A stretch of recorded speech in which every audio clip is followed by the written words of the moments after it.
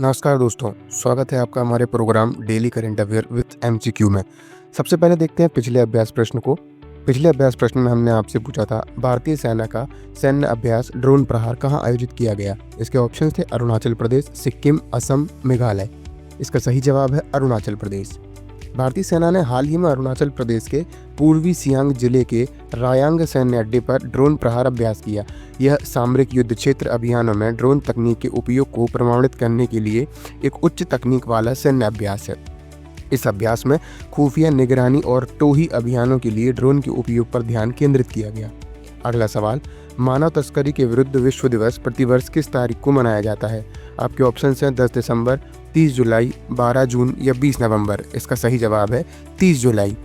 मानव तस्करी के विरुद्ध विश्व दिवस प्रतिवर्ष 30 जुलाई को मनाया जाता है, जिसका उद्देश्य वैश्विक स्तर पर मानव तस्करी के पीड़ितों के अधिकारों की रक्षा करना और समाज में इसके प्रति जागरूकता फैलाना है।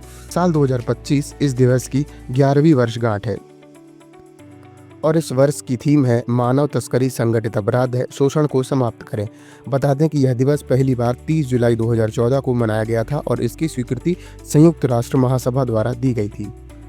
अगला सवाल, हाल ही में किसे रिलायंस इंडस्ट्रीज लिमिटेड का कार्यकारी निदेशक नियुक्त किया गया है। आपके ऑप्शन है आकाश अंबानी, अनंत अंबानी, ईशा अंबानी या नीता अंबानी। इसका सही जवाब है अनंत अंबानी। अनंत अंबानी की हालिया नियुक्ति रिलायंस इंडस्ट्रीज के कार्यकारी निदेशक के रूप में समूह की रणनीतिक उत्तराधिकार योजना का हिस्सा है। अनंत अंबानी पहले से रिलायंस न्यू एनर्जी, जियो प्लेटफॉर्म्स और रिलायंस फाउंडेशन जैसे उपक्रमों से जुड़े हैं।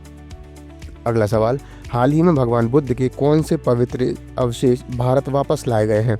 आपके ऑप्शन हैं सारनाथ अवशेष, कपिलवस्तु अवशेष, पिपरवा अवशेष या वैशाली अवशेष। इसका सही जवाब है पिपरवा अवशेष। भगवान बुद्ध के पिपरवा अवशेषों की हाल ही में स्वदेश वापसी एक ऐतिहासिक और सांस्कृतिक मील का पत्थर है। मई 2025 में हांगकांग में नीलामी से पहले भारत सरकार ने गोदरेज इंडस्ट्री के सहयोग से इन अमूल्य अवशेषों को बचाया।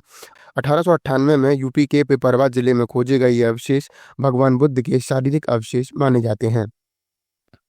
अगला सवाल, हाल ही में भारत की पहली चारागाह पक्षी जनगणना कहाँ की गई।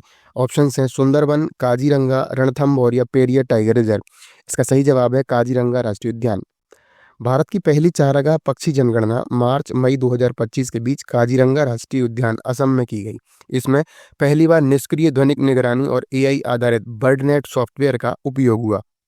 इस प्रक्रिया से 43 पक्षी प्रजातियां दर्ज की गईं, जिनमें संकटग्रस्त फिंच वीवर जैसे दुर्लभ पक्षी भी शामिल थे। प्रधानमंत्री मोदी ने इसे प्राकृतिक संरक्षण में नवाचार का उदाहरण बताया। अगला सवाल, हाल ही में किस देश ने 16 वर्ष से कम उम्र के बच्चों के लिए सोशल मीडिया प्लेटफॉर्मों पर प्रतिबंध लगाने की घोषणा की है। आपके ऑप्शन हैं जापान, ऑस्ट्रेलिया, भारत या चीन। इसका सही जवाब है ऑस्ट्रेलिया।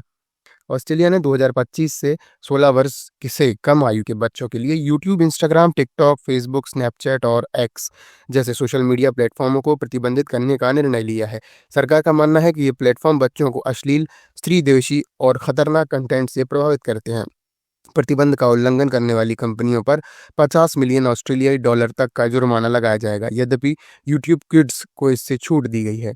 अगला सवाल, हाल ही में चर्चा में रहा क्लूचेवस्कॉय ज्वालामुखी किस देश में स्थित है। आपके ऑप्शन हैं जापान, रूस, इंडोनेशिया या फिलीपींस।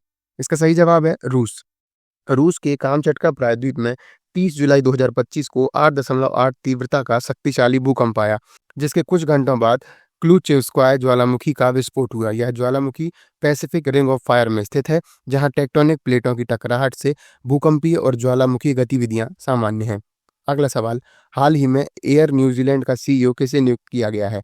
आपके ऑप्शंस हैं राजीव मिश्रा, रवि कुमार, निखिल रविशंकर या अभय कौल। इसका सही जवाब है निखिल रविशंकर। भारतीय मूल के निखिल रविशंकर को 20 अक्टूबर 2025 से एयर न्यूजीलैंड का अगला सीईओ नियुक्त किया गया है। यह वर्तमान में कंपनी के मुख्य डिजिटल अधिकारी के रूप में कार्यरत हैं और ग्रेग फेरोन की जगह लेंगे।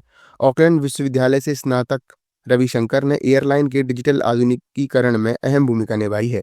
उनका नेतृत्व ऐसे समय में आया है जब एयरलाइन जलवायु संकट, तकनीकी व्यवधान और बढ़ती परिचालन लागत जैसी चुनौतियों से जूझ रही है। अगला सवाल, प्रलय मिसाइल किस संगठन द्वारा विकसित की गई है। आपके ऑप्शन हैं इसरो, डीआरडीओ, एचएएल या बीडीएल। इसका सही जवाब है डीआरडीओ। रक्षा अनुसंधान एवं विकास संगठन यानी डीआरडीओ द्वारा 28 और 29 जुलाई 2025 को उड़ीसा स्थित डॉक्टर एपीजे अब्दुल कलाम द्वीप से प्रलय मिसाइल के 2 सफल परीक्षण किए गए। यह स्वदेशी रूप से विकसित एक अर्ध बैलिस्टिक मिसाइल है जो उच्च परिशुद्धता से लक्ष्य को भेदने की क्षमता रखती है। इसमें कठोर ईंधन का प्रयोग होता है और इसे मोबाइल लॉन्चर से दागा जा सकता है। इसकी मारक क्षमता 150 से 500 किलोमीटर के बीच है। अगला सवाल, भारत की पहली एआई आधारित सड़क सुरक्षा पायलट योजना किस राज्य में शुरू की गई है? आपके ऑप्शन है महाराष्ट्र, उत्तर प्रदेश, गुजरात या तमिलनाडु। इसका सही जवाब है उत्तर प्रदेश। भारत की पहली एआई आधारित सड़क सुरक्षा पायलट परियोजना को उत्तर प्रदेश में शुरू किया गया है। इसे सड़क परिवहन और राजमार्ग मंत्रालय द्वारा स्वीकृति दी गई है, जिसकी स्थापना 1985 में हुई थी। इस परियोजना का उद्देश्य एआई तकनीकों के माध्यम से सड़क दुर्घटनाओं की भविष्यवाणी करना और उनकी रोकथाम करना है। वहीं बात करें अगर उत्तर प्रदेश की, तो उसकी राजधानी लखनऊ, मुख्यमंत्री योगी आदित्यनाथ और वर्तमान राज्यपाल आनंदीबेन पटेल हैं।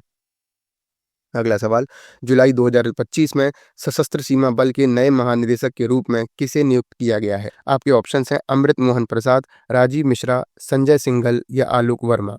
इसका सही जवाब है संजय सिंघल। जुलाई 2025 में प्रधानमंत्री नरेंद्र मोदी की अध्यक्षता वाली कैबिनेट की नियुक्त समिति ने संजय सिंघल को सशस्त्र सीमा बल यानी एसएसबी का नया महानिदेशक नियुक्त किया। वे 1 सितंबर 2025 से यह पद संभालेंगे और 31 दिसंबर 2028 तक सेवा में रहेंगे। संजय सिंघल उत्तर प्रदेश कैडर के 1993 बैच के आईपीएस अधिकारी हैं। उन्हें यूएन शांति मिशन कोसोवो में सेवा के लिए पदक और राष्ट्रपति पुलिस पदक 2015 से सम्मानित किया गया है।